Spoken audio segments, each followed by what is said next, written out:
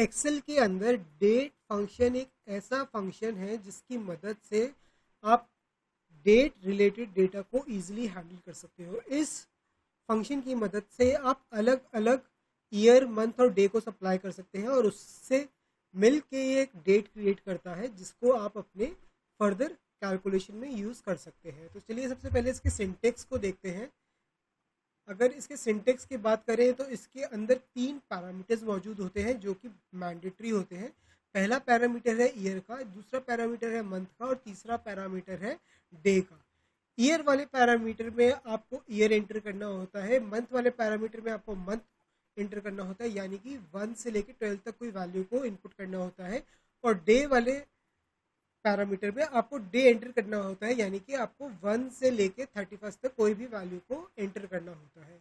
इसके अकॉर्डिंग जो आप इनपुट देते हैं, यानी कि एग्जांपल के तौर पे मान लीजिए आपने दिया ईयर के अंदर 2022, मंथ में आपने दिया फर्स्ट और डे में आपने दिया सेकेंड, तो इसका मतलब हुआ जो आपकी डेट होगी, यानी कि मतलब सॉरी जो आपकी रिटर्न वैल्यू होगी वो होगी 2 जनवरी 2022।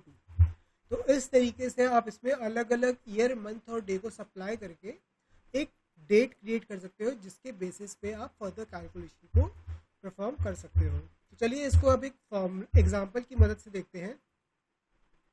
तो यहाँ पे हमारे पास 3 रिकॉर्ड्स हैं जिसमें अलग अलग डे, मंथ और ईयर दिया हुआ है। इसके बेसिस पे हम डेट को क्रिएट करेंगे। यहाँ पे सबसे पहला कॉलम जो है वो है डे का, दूसरा कॉलम है मंथ का और तीसरा कॉलम है ईयर का। अब इन तीनों कॉलम के अंदर मौजूद वैल्यूज को हम कंबाइन करके एक सिंगल डेट के अंदर कन्वर्ट करेंगे यूजिंग डेट फॉर्मूला। तो यहाँ पे सबसे पहले मैं इक्वल टू का साइन डालूंगा, उसके बाद मैं डेट टाइप करूंगा।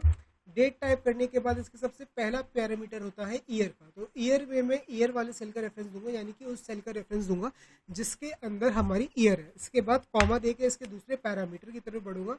दूसरे पैरामीटर में मैं उस सेल का रेफरेंस दूंगा जिसके अंदर हमारा मंथ प्रेजेंट है, जो कि है D45। इसके बाद फाइनली मैं तीसरे पैरामीटर की तरफ बढ़ूंगा जिसके अंदर हमारा डे जो है वो हमें स्पेसिफाई करना होता है। तो इस केस में मैंने सेल C45 का रेफरेंस दिया है क्योंकि इस सेल के अंदर हमारे पास जो डे की डिटेल है वो मौजूद है। इसके बाद मैं ब्रैकेट को क्लोज करके जैसे ही एंटर हिट करूंगा, एक्सेल इन सारे इनपुट की मदद से एक डेट को क्रिएट करेगा और इस सेल के अंदर शो करेगा जहाँ पे हमने फॉर्मूला को अप्लाई किया है। तो आप देख सकते हैं एक्सेल ने सक्सेसफुली डेट को क्रिएट कर लिया है using different input of day, month and year.